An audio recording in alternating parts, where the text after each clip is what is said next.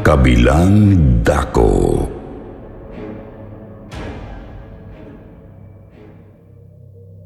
Magandang araw sa inyong lahat, lalo na po sa inyo, Sir Jupiter. Isa po ako sa pinakamatagal nyo ng taga-subaybay. Simula pa lang sa Kwentong Takip Silim Channel. Gusto ko lang pong ibahagi yung mga karanasan ko noong 10 taong gulang pa lang ako. Tawagin nyo na lamang po ako sa pangalang Paul. 10 taong gulang pa lang po ako nang umalis kami ni Mama sa Maynila.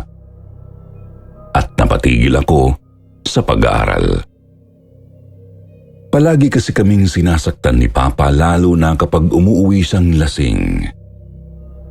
Nauwi pa sa puntong yung babae niya dinala niya sa bahay namin kahit na andoon din kami ni Mama. Gabi-gabing umiiyak si Mama sa kwarto pero parang walang pakialam si Papa. Tapos patuloy lang siya sa pakikipagharutan sa babae niya. Sobrang napuno na po si Mama noon.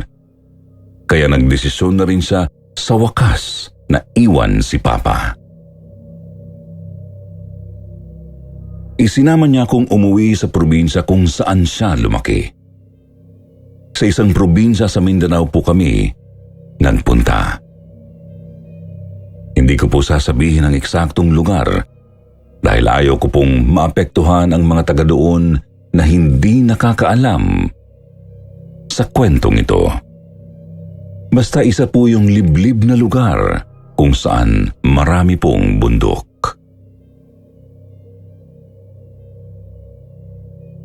Kahit na hindi ko po talaga gustong umalis noon at ayaw ko rin pong iwan si Papa, ay isinama pa rin ako ni Mama. Bata pa naman kasi ako noon para maintindihan ang lahat ng nangyayari sa pamilya namin. Sa isang maliit na kubong nakatayo po doon sa lupang pagmamayari ng lola ko sa ilalim ng isang maliit lang namang bundok, kami unang tumuloy noon. Tandang-tanda ko pa pong yung kubong yun halos gawa lang talaga sa kawayan. Hindi naman po yun ganong kalakihan pero ayos na rin kung tutusin. May palaspas na nakasabit sa pintuan ng kubo nung dumating kami doon. Tapos yung mga bintana at pinto, gawa lang din po sa kahoy. May maliit din pong kwarto yun sa loob na tama lang para sa amin ni Mama. Tapos natatandaan ko pong may silong yun kung saan kalaunan po ay nag-alaga si Mama ng manok. Tahimik naman po sa probinsya. Wala kang maririnig na ingay ng sasakyan. Tapos malaki yung mga puno at puro talahib pa yung mga nakapaligid sa amin. Hindi katulad sa Maynila na puro polusyon po dahil sa napakaraming sasakyan. Tapos halos wala ng mga halaman sa paligid dahil tad-tad na ng napakaraming building. Dito po sa probinsya, magkakalayo yung mga bahay tapos madalang lang din kung lumabas yung mga nakatira doon. Pero may isang bagay lang talaga akong medyo ipinagtataka simula po nung dumating kami ni Mama doon. Napansin ko po kasi na parang ang weirdo ng mga kapitbahay namin. Ang naisip ko naman po noon baka naninibago lang ako dahil nga laking Maynila po ako. Kaya lang si Mama nagsimula na rin pong magbago. Parang bigla na lang po siyang naging balisa palagi. Bigla po siyang naging mahigpit sa akin, hindi katulad noon na hinahayaan lang niya ako sa mga gusto kong gawin. May mga iniuutos din po siya sa akin na hindi niya naman ipinagagawa nung sa Maynila pa kami nakatira. Paul, bago mag-alas 5, isarado mo na yung mga bintana at pinto. Po? Bakit naman po ang aga naman? Basta, isarado mo ng maaga, sa katigil-tigilan mo na yung ugali mong magpagala-gala sa labas kapag gabi. Naiintindihan mo? Opo. Nagtataka man po ako sa biglang pagbabago ni Mama. Sinunod ko na lang po siya noong mga unang araw. Iniisip ko rin po kasi noon na baka ayaw niya lang akong umalis sa tabi niya. O baka nalulungkot siya kapag mag-isa siya. Ma, ganun ba talaga yung mga tao dito? Hindi namamansin? Mga suplado't suplada? Buti pa si Jose, mabait sa akin. Isang araw po ay hindi ko napigilang magtanong kay Mama habang nagluluto siya ng pananghalian namin. Para naman pong biglang nagulat si Mama tapos nilingon niya ako ng mabilis. Sino Jose? Si Jose po, Ma, bago kong kaibigan, taga doon daw siya sa kabilang dako ng bundok. Ano? Bakit ka nakikipaglaro doon, ha? Di ba sinabi kong huwag kang magpalabas-labas ng bahay? Bakit ba napakatigas ng ulo mo, ha, Paul? Bakit naman po kayo nagagalit, Ma? Nakikipaglaro lang naman ako, ha. Tsaka siya lang naman po yung pumapansin sa akin, eh. Basta tigilan mo yung kakalabas ng bahay. Huwag kang makikipaglaro sa batang yun. Naiintindihan mo ba ako, ha, Paul? Pero Mama, huwag ka nang magsalita pa. Sumunod ka na lang sa utos ko, anak. Unawain mo din naman ako dahil para din naman sa'yo itong sinasabi ko. Huwag nang matigas ang ulo mo. Opo, Mama. Sorry po. Labag man po sa loob ko na iwasan si Jose noon. Sinunod ko na lang ang utos ni Mama. Nang minsan nga pong sunduin ako ni Jose sa bahay para ayain akong maglaro, narinig ko si Mama na pinaalis siya at sinabing may ginagawa raw ako, kahit ang totoo, wala naman. Nakilala ko si Jose nang minsan po maglaro ako sa bukid. Mabait naman po siya sa akin, saka wala naman siyang ginagawang masama. Kaya talagang nagtataka po ako kung bakit ayaw sa kanya ni Mama.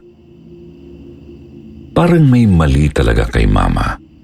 Habang lumilipas kasi ang mga araw na nandoon kami, para po siyang lalong nagiging balisa at naghihigpit sa akin. Ako naman itong matigas ang ulo. Noong medyo nainis na ako, palagi ko na pong sinusuway ang utos niya. Bata pa rin naman po kasi ako noon, kaya't hindi ko maiwasang suwayin paminsan-minsan sa inuutos ni Mama. Sabihin na nating hindi nga ako nagpapagabi, pero palagi pa rin akong tumatakas para maglakwatsa kahit na mag-isa lang ako. Hanggang sa isang gabi. Nasa kusina ako ng bahay namin. Nagsasalansan na kasi ako ng mga hinugasan kong pinggan nang mapansin kong maraming tao sa bundok.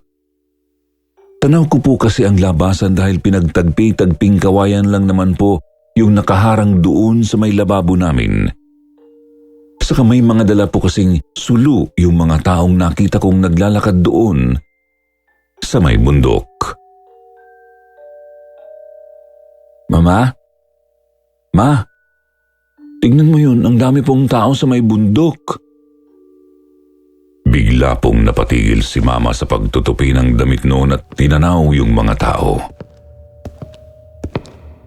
Diyos ko po, mukhang may pulong sila ngayon. Paul, bilisan mo dyan at maghagis ka ng asin sa mga bintana at pinto. Aligaga pa nga po si Mama nang sabihin niya yun. Bakit po, Ma? Ano pong pulong yung sinasabi niyo? Huwag ka nang maraming tanong dyan. Bilisan mo na lang, bata ka. Nakasimangot pa po ako habang sinusunod ang utos ni Mama. Dumaloy na naman kasi sa katawan ko ang sakit kong katamaran. Katatapos ko lang po kasing magugas noon, tapos uutusan na naman ako. Bubulong-bulong pa nga ako habang naglalagay ng asin sa may bintana. Napapaisip din ako kung ano ba kasi yung pulong na sinasabi ni Mama? Saan ba kasi pupunta yung mga taong nakita ko?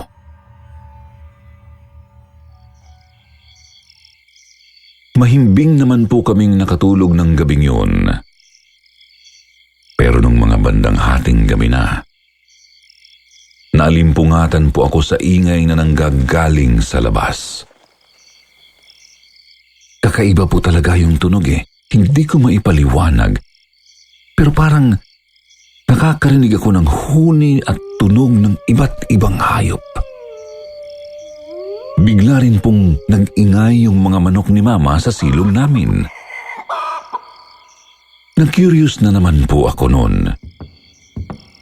Sinilip ko sa maliit na siwang ng bintana ng kwarto namin kung ano bang meron sa labas dahil sa ingay na narinig ko.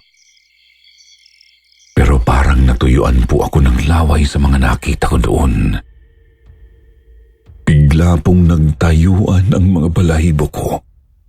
Sa maniwala po kayo't sa hindi, may nakita akong mga malalaking nilalang sa labas na nababalutan ng maiitim na balahibo. Nakalabas pa ang mga dila nila habang naglalaway. Kita ko rin sa itaas yung mga malalaking nilalang na nagliliparan. Yung iba naman po, nakita kong nagpapalit pa lang ng anyo. Hindi ko talaga malilimutan noong may bigla na lang tumayo doon sa parte ng palayan na nasa harap mismo ng bahay namin. Mga ilang metro din naman po ang agwat ng lalaking bagong dating mula sa kubo namin. Pero kitang-kita ko pong bigla siyang tinubuan ng napakalaking pakpak sa likod niya habang naglalaway po siya ng malala. Kitang-kita ko pa pong ipinapahid niya yung sarili niyang laway sa katawan niya habang tinutubuan siya ng mga balahibo. Sigurado ako sa mga nakita ko, Sir Jupiter. Nasisinagan kasi sila ng liwanag ng buwan. Kaya kahit isipin kong namamalikmata lang po ako ng gabing yun hindi ko po magawang lokohin ang sarili ko. Aswang! Aswang yun! Mahina lang naman ang pagkakasabi ko noon, pero nakita kong lumingon muna sa direksyon ng kubo namin yung lalaki. Nangangatog tuloy akong bumalik sa tabi ni Mama, tapos bigla po akong nagtalukbong ng kumot. Patuloy kong inisip ang mga nakita ko hanggang sa hindi ko po namalayang dinalaw na ako ng antok.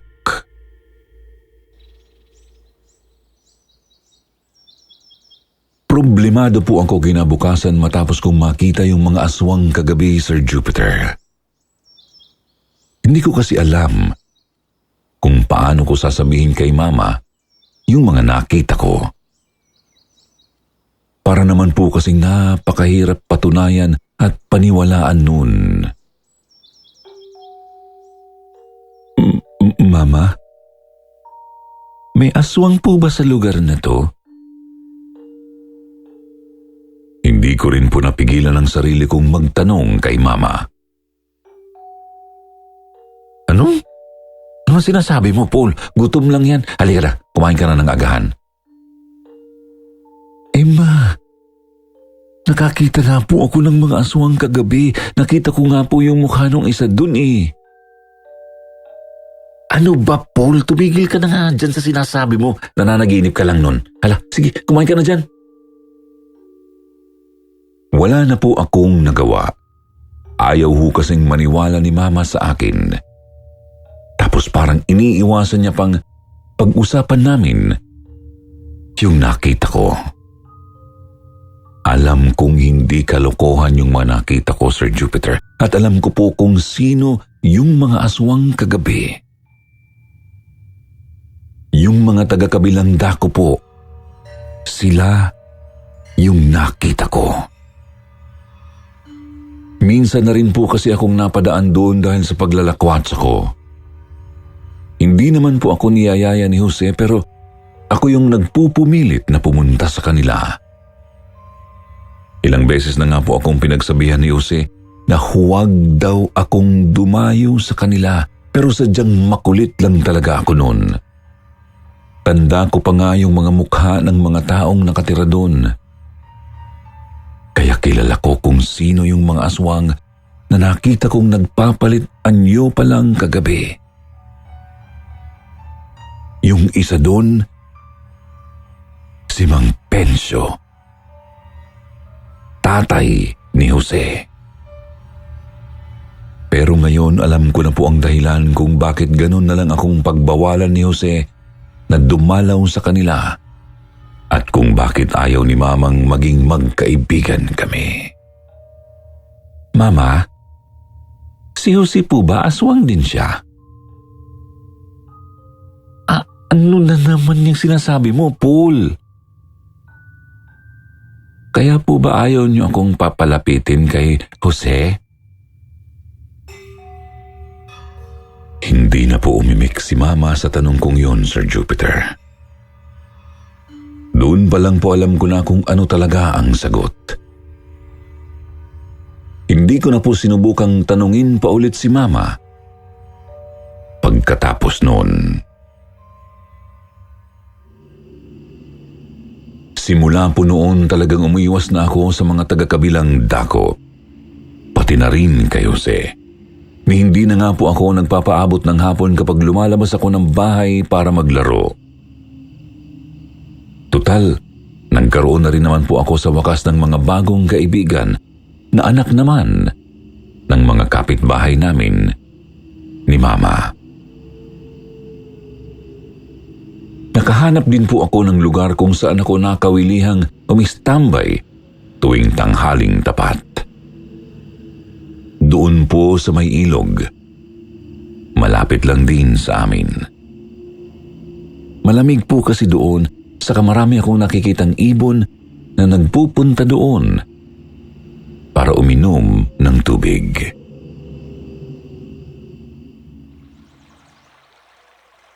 Isang tanghali po naisipan kong magpunta doon dala yung bagong gawang tirador ko para manghuli ng ibon. Gagawin ko pong alaga. Uso kasi yun noong bata pa ako. Naupo ako sa may bato habang nag-aabang. Nang bigla na lang po akong may nakitang kakaibang bagay na biglang lumitaw sa ibabaw ng tubig. Bigla po akong napatayo nang mapagtanto ko kung ano yun. Hala, may buhaya pala rito. Hindi naman po ako natakot noon dahil yung buhayang nakita ko ay maliit lang at mukhang bata pa. Umiral na naman ang katigasan ng ulo ko noon, Sir Jupiter. Itinapat ko kasi yung tirador sa buhaya. Pagkatapos po, bigla ko yung tinira. Tuwang-tuwa pa nga ako nang makita kong tinamaan ko yun sa bandang mata. Hoy! Anong ginawa mo? Nanigas ako sa kinatatayuan ko nung bigla pong may nagsalita sa likuran ko. Natandaan ko kasi yung mukha ng lalaking sumaway sa akin. Siya yung aswang na nagpapalit anyo sa tapat ng bahay namin noon. Yung tatay ni Jose. Kumaripas ako ng takbo papunta sa kubo namin ni Mama. Nakita ko naman si Mama na nakatayo doon at parang inaabangan ako. Hoy, Paul! Saan ka ba galing na bata ka? Kanina pa kita hinahanap. Mama, sinaway ako nung taga-kabilang dako. Ano? Bakit? Anong ginawa mo? Kitang-kita ko po na biglang kinabahan si Mama. Namutla po siya at parang nanghina dahil napaupo sa bigla doon sa upuan naming kawayan na nakalagay sa tabi ng pintuan. Tinirador ko lang naman po yung buhayang nakita ko sa may ilog eh. Lintik kang bata ka, alaga nila yun. Hindi ba nilang beses na kitang binili na huwag magpag-aalagala?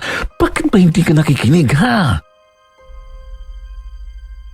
Nakatanggap pa ako ng pingot sa tenga habang hila-hila ako ni Mama papasok sa loob ng kubo. Doon pa lang napaiyak na ako dahil alam ko na pong palo ang kasunod. Bilisan mo, mag-impake ka na at aalis tayo dito. Pero yun po ang sinabi ni Mama sa akin bigla. Hindi na po ako nagtanong kasi nga po may ideya na ako kung bakit po ganun na lang yung takot ni Mama. Sumunod na lang po ako agad sa kanya habang si Mama naman isinara yung pintuan. Habang nag-iimpake kami, biglang may kumatok sa labas ng pinto at tinawag si Mama. Teresa, buksan mo itong pinto, mag-usap tayo. Teresa! Nakita ko pong namutla si Mama noon at nanginginig na binuksan ang pinto ng kubo namin habang ako naman ay sumilip lang po mula sa loob ng kwarto. Nakadungaw lang po ako habang nakakapit doon sa hamba ng pintuan. Oh, ano ho yun ka, Pensyo? Yang anak mo. Tinamaan ng tirador yung alaga ko. Pasensya na ho kayo. Hindi po kasi alam ni Paul. Bata pa ho kasi. Saka bago pa lang ho kami rito. Kaya pagpasensyahan nyo na ho sana. Parang nag-isip muna yung tatay ni Jose bago niya tinanguan si Mama. Sige. Palalagpasin ko to pero pagsabihan mo yung anak mo. Oo, maraming salamat ho. Nakita kong nagsialisan na yung mga taga-kabilang dako. Pero patuloy pa rin akong nangangatog habang nakasilip noon nang bigla na lang akong manigas sa kinatatayuan ko. Sino sinisilip mo dyan, bata? Napalingon ako sa bintana ng kwarto naming nakabukas pala at dumoble ang kaba ko nang makitang nakasilip doon si Mang Pensyo. Nakasilip siya mula doon sa may palayan at pangisi-ngisi pa ito na parang natutuwa po sa nakitang reaksyon ko. Agad naman akong tumakbo palabas ng kwarto dahil sa takot. Doon na po isiniwalat ni Mama sa akin ang lahat. Sinabi niya na yung mga taga-kabilang dako daw po ay matagal na nilang pinaghihinala ang mga aswang. Bata pa lang daw si Mama, hinala na nila yun. Pero wala naman daw pong kahit sino sa kanila ang nakakapagpatunay nun. Ayon pa raw po sa sabi-sabi, yung mga buhaya raw pong nakatira sa may ilog ay alaga raw po ng mga aswang. Ang mga buhaya raw po kasi ang isa sa mga hayop na kasundo ng mga nilalang na ito. Dahil pareho sila ng gustong kinakain.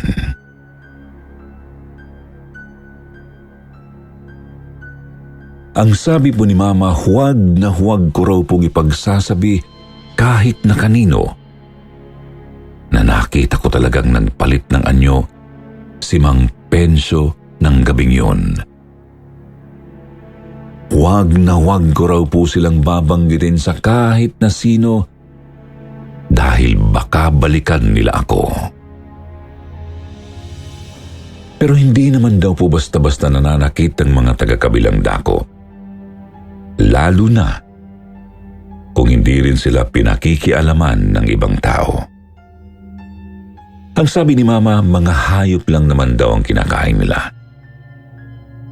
Hindi naman daw po kahit kailan napabalita sa lugar nila na nanakit ng tao si Mang Pensyo.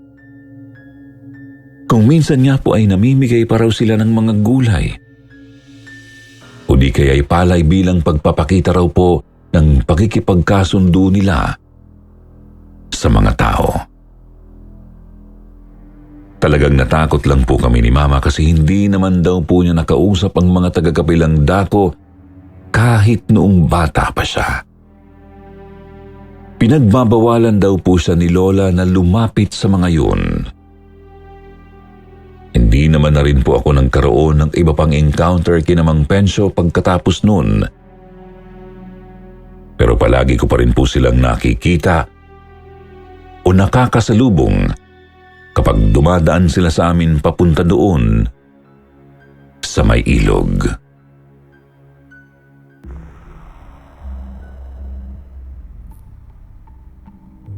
Hindi rin naman po umabot man lang ng 1 taon ang pagtira namin ni Mama doon.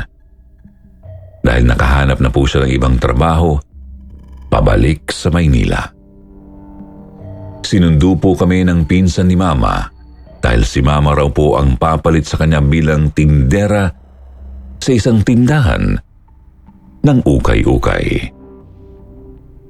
Mag-a-abroad na po kasi noon ang tiyahin kong yun, kaya nga po ito na rin ang nagpresentang magpapaaral sa akin.